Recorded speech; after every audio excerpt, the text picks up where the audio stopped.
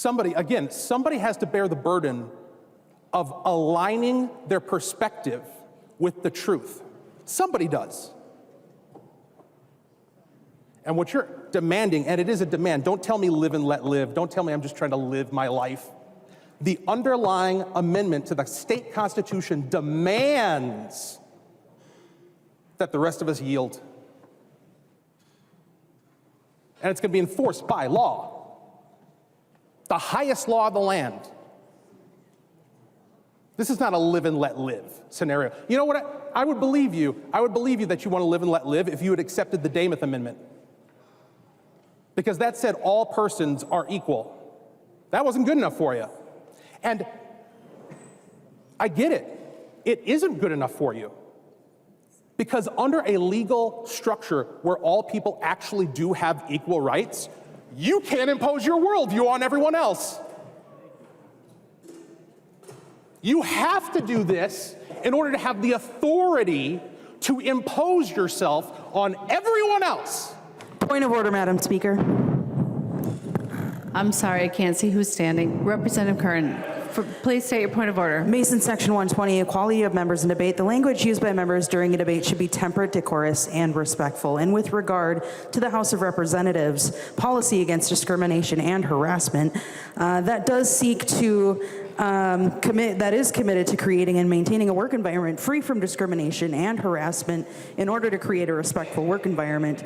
The language being used is clearly against our harassment policy, and I ask you to find my point of order well taken.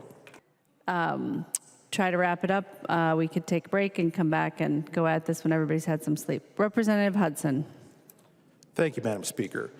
And thank you, Representative Curran, for making my point. I'm speaking to the underlying language of this bill and its effect. I'm speaking to the effect that the ratification of this amendment will have on law and on the actual lives of millions of Minnesotans. And how is it characterized? Harassment.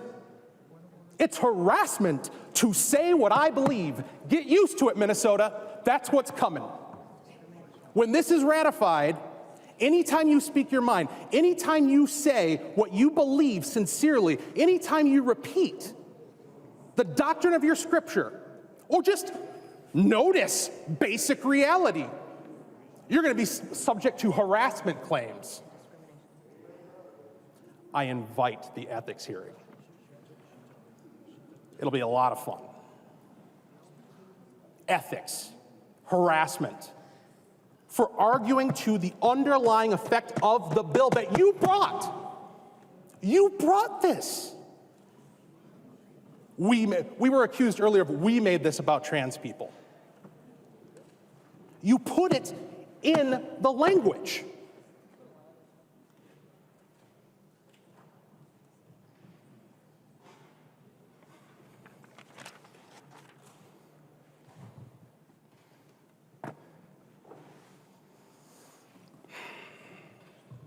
It's astounding that we have to put this much energy into defending the most fundamental reality, the first thing that men and women knew about each other.